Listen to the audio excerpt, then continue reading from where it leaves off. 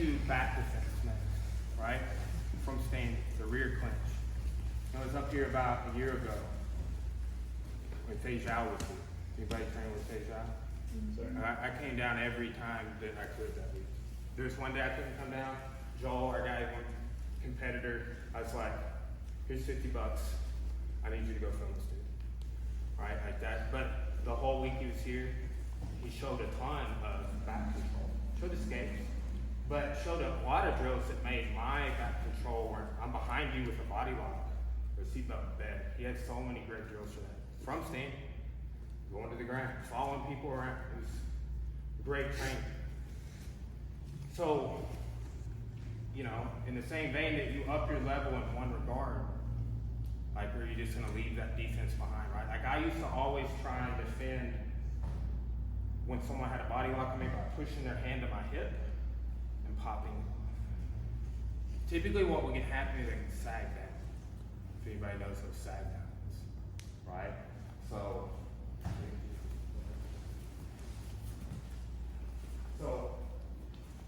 And this is the way I operated off of for years. Like, I would start trying to pull this to the side and push like that.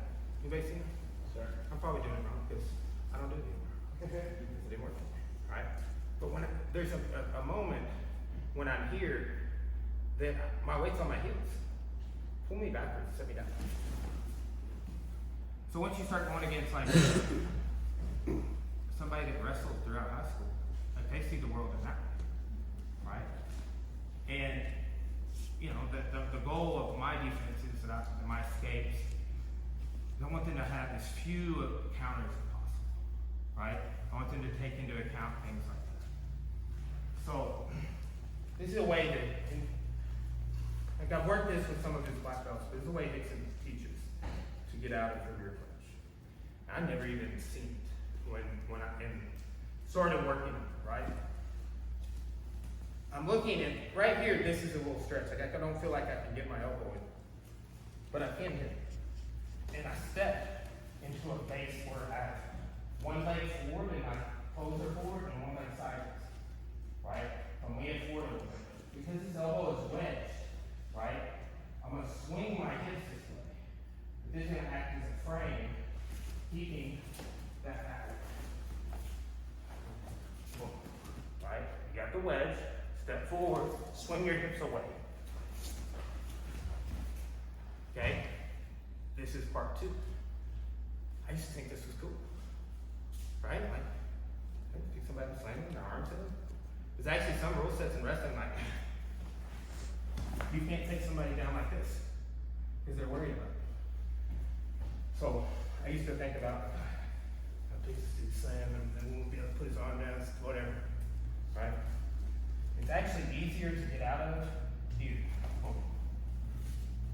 Space guard technique. Right? So when somebody grabs me, I immediately stepping forward. Boom. My weight's never back, so you don't pull me backwards. When they do the other one, the weight goes back by virtue of the technique. Right? So here, boom. This is just as a guide. I would want over under clinch or an arm drag.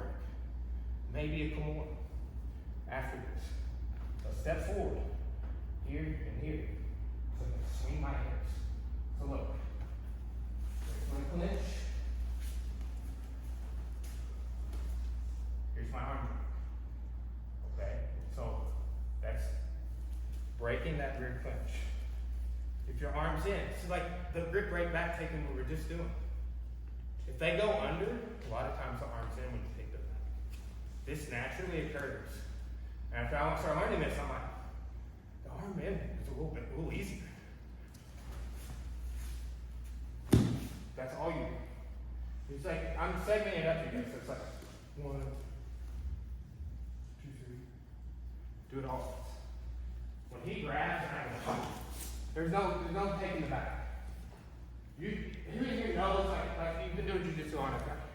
This person about to put me in an armbar. I see it coming. And then there's some people that you don't see it coming. They're always gonna be there. It's set. But think about this. You know when somebody's saying, you know, they just hit a duck. Your job is to now do this. right? So, here, as soon as they come in, I twist it, I step forward, here, and look how easy that is on that upper back. Make sense?